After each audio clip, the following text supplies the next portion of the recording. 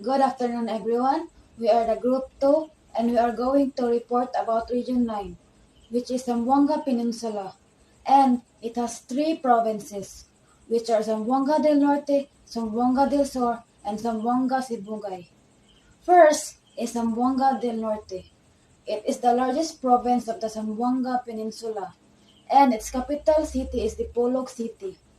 Next is the main source of livelihood, which are fishing and farming. Next is the local cuisines. First is satay. It is made of beef and chicken strips and livers and skewers that are grilled and put on top of a sweet and spicy red sauce. You can combine the rice and sauce. Next is knickerbocker. It is a localized version of the famous Filipino delicacy and dessert which is halo-halo. But the difference is it is made of fresh fruits and is healthier. Lokot-lokot, sometimes called Zamboanga rolls or jab by the locals.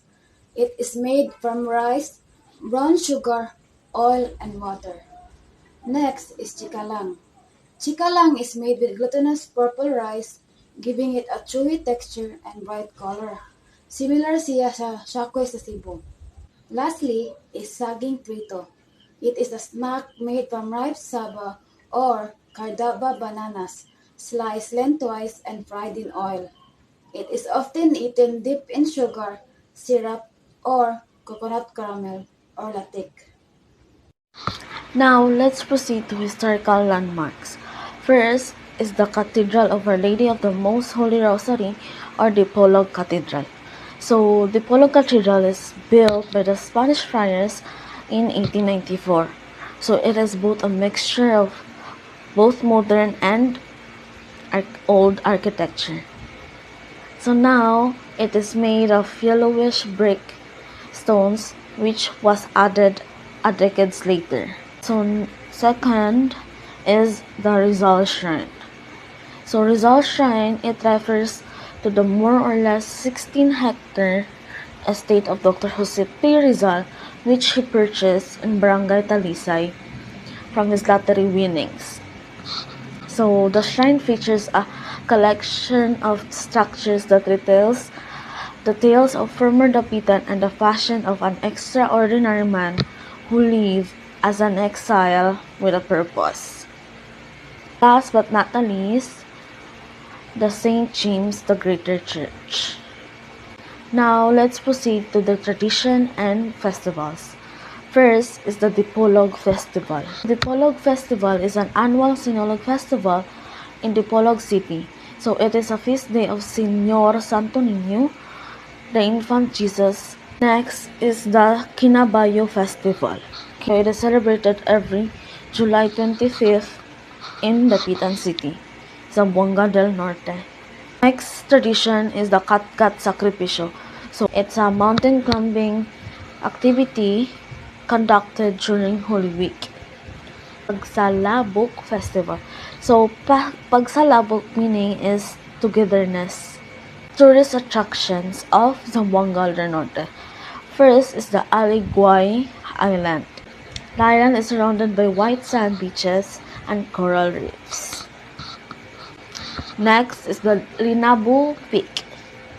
So Linabu Peak is famous for its 3,003 steps to reach its peak. Next is the Ilihan Hills. Last but not the least is the Dipolog Sunset Boulevard. Zamboanga del Sur. Zamboanga del Sur is a province in the Philippines located in Zamboanga Peninsula region in Mindanao. Its capital is the city of Pagadian. The province borders Zamboanga del Norte to the north, Zamboanga Sibugay to the west, Misamis Occidental to the northeast, and Llano del Norte to the east. To the south is the Moro Gulf. Their main livelihood is mainly agriculture and fishery. Their local cuisines are tiola itom is a tausig traditional stew made with beef, charred mature coconut meat that gives the dish its black color, turmeric, ginger, green chili, salt, pepper, and onions. Sati is like the normal barbecue on stick, only smaller with only 3 small strips of meat on a stick. Coracha is a local Chavacano name given to a type of sea crab called a sea cockroach. It is a mix of a giant crab and lobster that can only be found in the seas of Zamboanga. There are several ways to cook it, but one of the most popular is topping it with some garlic and chili. Tradition and practice or festival. The Kotsitsa Festival of Mulave, their dance step depict various stages of a harvest followed by steps depicting peace and unity. The Megayon Festival is also held to celebrate the founding of Zamboanga del Sur. The Pasalamat Festival is highlighted with a fluvial parade, trade exhibits, the Mutya ng Pagadian beauty pageant, carnival shows, as well as civic military parade. The Pasko Nato is a festival of lights and Christmas decors as showcased in various competitions participated by hundreds of institutions. Historical landmarks. The San Ramon Prison, originally established to house political prisoners and totally destroyed in 1899, and it was reconstructed in 1907 because it was felt necessary to provide a central penal institution in the southern part of the city.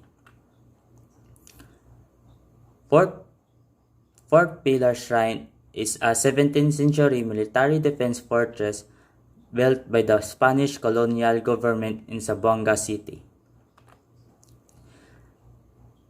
Merloque Falls is a two-tiered waterfall, but its main attraction is the beautiful curtain falls on its base with a stair-like wall.